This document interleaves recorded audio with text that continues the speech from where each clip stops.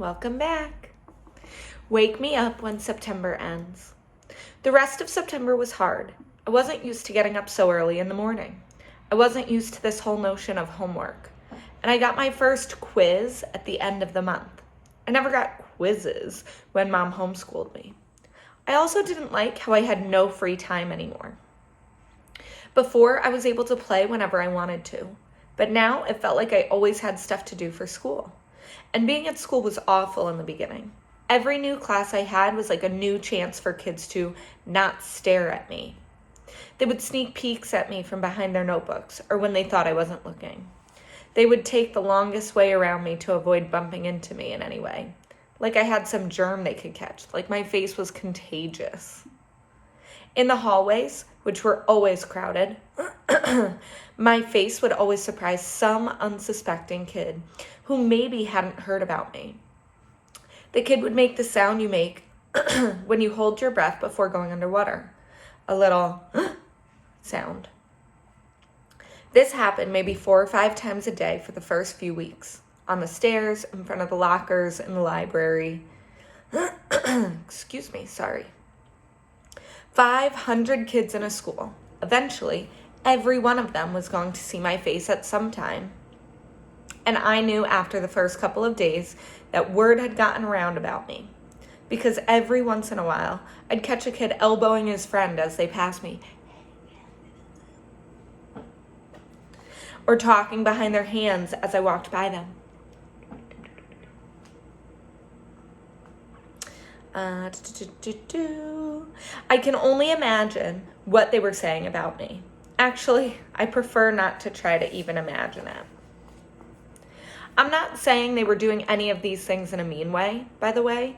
Not once did any kid laugh or make a noise or do anything like that. They were just being normal, dumb kids. I know that. I kind of wanted to tell them that. Like, it's okay. I know I'm weird looking. Take a look. I don't bite. Hey, the truth is, if a Wookiee started going to the school all of a sudden, I'd be curious. I'd probably stare a bit. And if I was walking with Jack or Summer, I'd probably whisper to them, "Hey, there's that Wookiee." And if the Wookiee caught me saying that, he'd know I wasn't trying to be mean. I was just pointing out the fact that he's a Wookiee. It took about 1 week for the kids in my class to get used to my face. These were the kids I'd see every day in all my classes. It took about 2 weeks for the rest of the kids in my grade to get used to my face. These were the kids I'd see in the cafeteria, yard time, PE, music, library, computer class. It took about a month for the rest of the kids in the entire school to get used to it. These were the kids in all the other grades. They were big kids, some of them. Some of them had crazy haircuts. Some of them had earrings in their noses. Some of them had pimples. None of them looked like me. I hung out with Jack in homeroom, English, history, computer, music, and science, which were all the classes we had together. The teachers assigned seats in every class, and I ended up sitting next to Jack in every single class. So I figured either the teachers were told to put me and Jack together, or it was a totally incredible coincidence. I walked to classes with Jack too. I know he noticed kids staring at me, but he pretended not to notice. One time though, on our way to history, this huge 8th grader was zooming down the stairs 2 steps at a time, accidentally bumped into us at the bottom of the stairs and knocked me down. As the guy helped me stand up, he got a look at my face. And without even meaning to, he just said, "Whoa!" Then he patted me on the shoulder like he was dusting me off and took off after his friends. For some reason, me and Jack started cracking up. "That guy made the funniest face," said Jack as we sat down at our desks. "I know, right?" "I swear, I know, right?" I said. He was like, "Whoa!" "I swear, I think he wet his pants." We were laughing so hard that the teacher, Mr. Roach, had to ask us to settle down. Later, after we finished reading about how ancient Sumerians built sundials, Jack whispered, "Do you ever want to beat those kids up?" I shrugged. "I guess. I don't know. I'd want to. I think you should get a secret squirt gun or something and attach it to your eyes somehow. And every time someone stares at you, you would squirt them in the face. With some green slime or something, I answered. No, with slug juice mixed with dog pee. Yeah, I said, completely agreeing. Guys, said Mr. Roach from across the room, people are still reading. We nodded and looked down at our books. Then Jack whispered, Are you always going to look this way, August? I mean, can't you get plastic surgery or something? I smiled and pointed to my face. Hello, this is after plastic surgery. Jack clapped his hand over his forehead and started laughing hysterically. Dude, you should sue your doctor, he answered between giggles. This time, the two of us were laughing so much we couldn't stop, even after Mr. Roach came over and made us both switch chairs with the kids next to us. Mr. Brown's October precept. Mr. Brown's precept for October was, Your deeds are That's my dishwasher. Your deeds are your monuments. He told us that this was written on the tombstone of some Egyptian guy that died thousands of years ago. Since we were just about to start studying ancient Egypt and history, Mr. Brown thought this was a good choice for a precept. Our homework assignment was to write a paragraph about what we thought the precept meant or how we felt about it. This is what I wrote. This precept means that we should be remembered for the things we do. The things we do are the most important things of all. They are more important than what we say or what we look like. The things we do outlast our mortality. The things we do are like monuments that people build to honor heroes after they've died.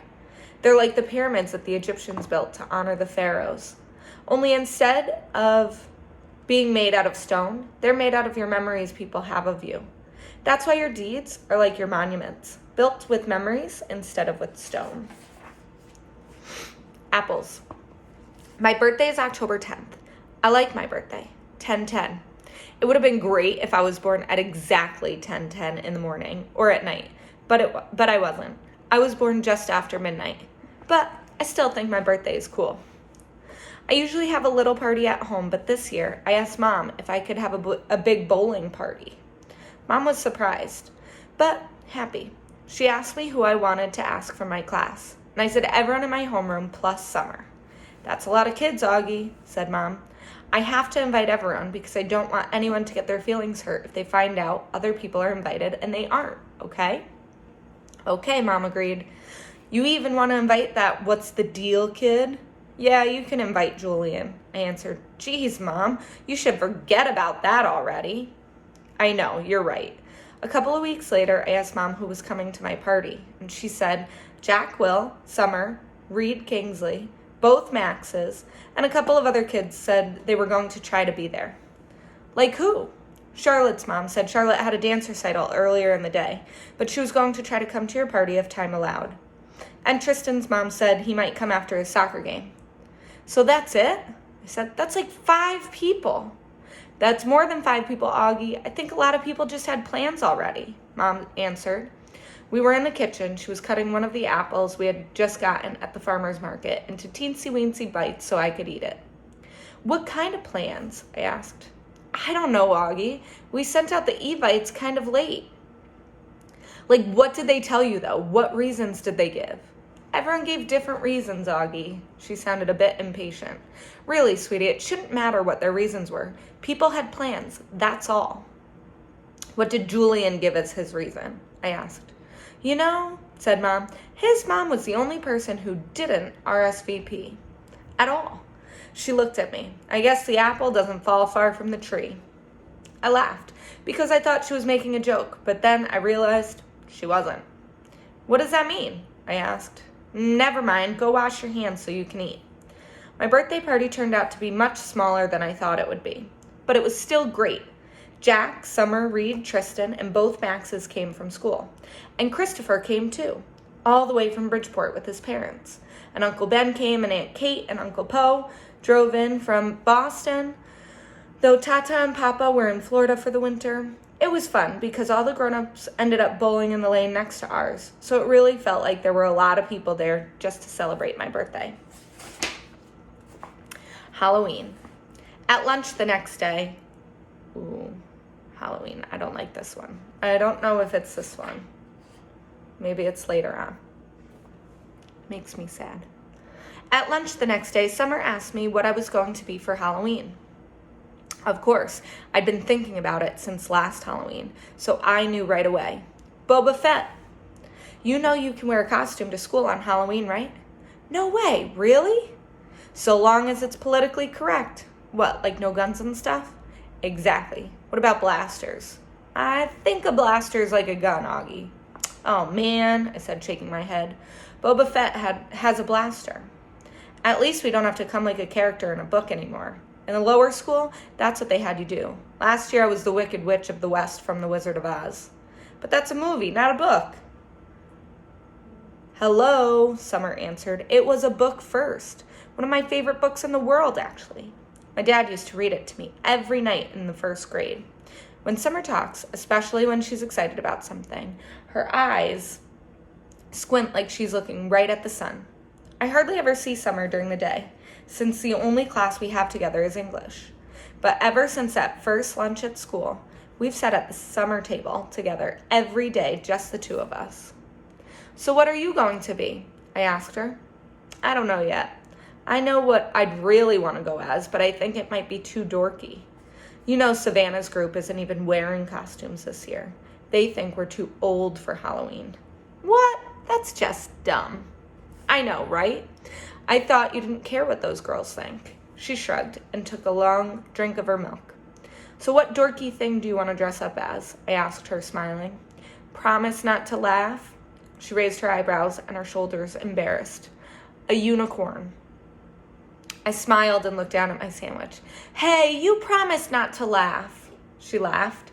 Okay, I said, but you're right. That is too dorky. I know, she said, but I have it all planned out. I'd make the head out of paper mache and paint the horn gold and make the mane gold too. It would be so awesome. Okay, I shrugged.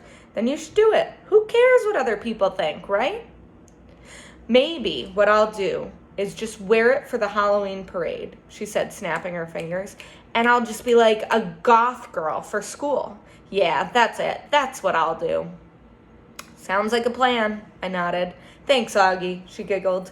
You know that's what I like best about you. Feel like I can tell you anything. Yeah, I answered, nodding. I gave her a thumbs up sign. Cool beans. School pictures. This will be the last one I read. It's short.